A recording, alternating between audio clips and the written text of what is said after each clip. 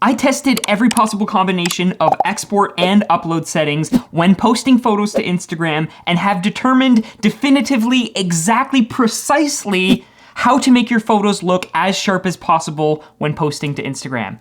Cue the music.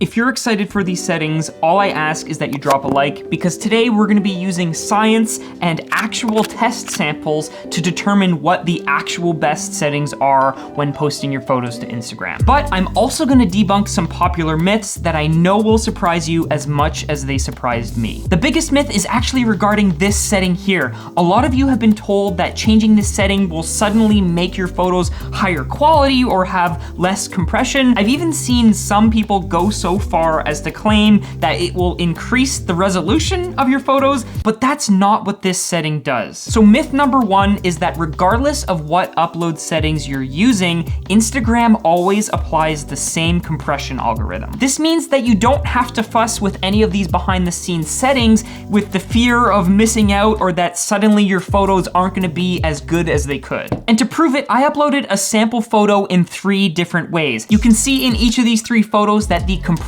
artifacts are identical. That means no matter what setting you're using, Instagram is still going to apply the same compression. Now, if you don't believe me, I'll put them here in high resolution, but make sure you're watching this video in 4K because sometimes YouTube applies its own compression, but if for some reason you can't, I've made all these photos available for download in the description below. If you look at the fine print, you'll notice that the setting actually only deals with videos and preloading content. That's a whole nother video on its own, and we're not gonna be talking about that today. We're only gonna be talking about photos. To determine the absolute best setting, I tested 3 different photos using 4 different compression methods. These are settings that you can change in Lightroom or in Photoshop, but regardless of what application you're using, the process should be generally the same. The first export setting I like to call just send it. That's because we're not gonna do anything to our photo. We're gonna export this at 100% quality at full resolution without doing any resizing. This would essentially be the same as if you had taken a picture straight from your camera phone and posted it directly to Instagram. On the left, we have the photo as exported from Lightroom, and on the right, you have the photo as it appears on Instagram. If we zoom in 100% all the way, yeah, there's some obvious compression from the Instagram photo. There's a bit of noise, but not really anything that would kill this photo, or really not anything you should notice if you're just scrolling through Instagram regularly. Now, if you're gonna put your eyeball right up to the phone like a maniac, then maybe you'll notice the noise, but it's not really anything we should be concerned about. Now, this is where it gets interesting because method number 2, I like to call the Krispy Kreme. This is where we're gonna change the scale up a bit and scale it down before we upload. The maximum resolution that Instagram supports, again, is 1080 by 1350, so that's where we're gonna start. We're gonna still keep it at 100% JPEG quality, but the thought is by scaling it down to start, we take that job away from Instagram and hopefully get a more accurate photo. Looking at the results, you can see we still have some compression from the Instagram photo, but looking past that noise, the results do look a little bit sharper, and you can notice in the fine details, like the trees or in these wiry elements, that, you know, we compare the first method and the second method. This method, the Krispy Kreme method, definitely has a little bit of a sharper look, but it does have some color blocking, which you can notice in this blue sky area, where you kind of get this little bit of a jagged edge in the gradient that the JPEG compression quality from Instagram can't quite handle. So with method number 2, we definitely get a little bit of a crispier photo, but it comes at a cost. Now, if you're on a diet and you wanna stay away from donuts, you can try the next method, which is the Jenny Craig. What we're gonna do is try and slim down our file sizes.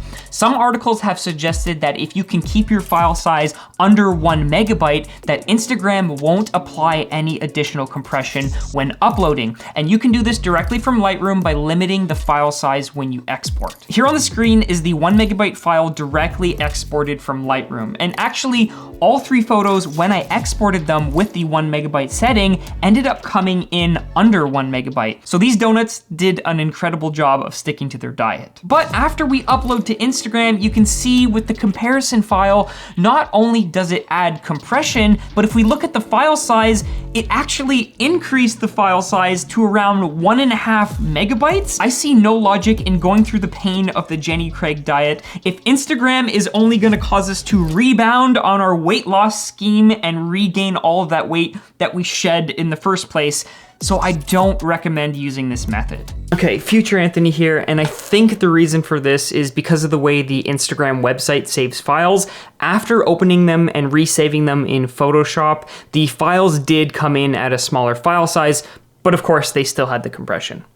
I'm pretty hopeful with this next export setting, and I've seen it recommended on multiple online sites where you double the resolution of Instagram. This method I'm calling the double-double. And that's because we're gonna up our resolution to 2160 by 2700. Supposedly, Instagram will then scale down your photo at a 1:2 ratio, resulting in a crisper, sharper result. But according to this comparison, what I actually discovered was the opposite. This setting resulted in less noise, but it was only because we were losing a lot of the fine-grained details in the water, around the edges of objects, or in some of the trees. And this makes sense. One of the very first things I learned in my first year of university is that you don't want to rescale your images more times than necessary because it will result in a loss of details. And that's exactly what we're seeing here with some of the edges and the finer grained details becoming soft. Given the results, this 2 times double-double method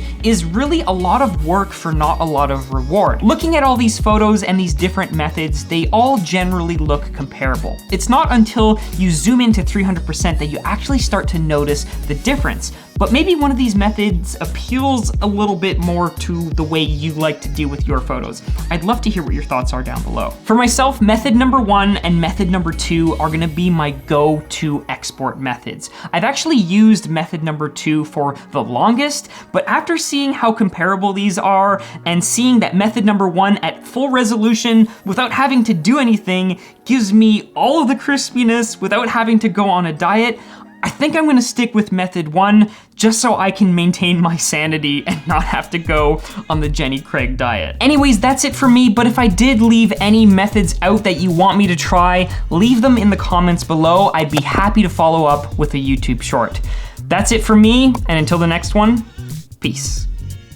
Of Instagram export and upload settings and have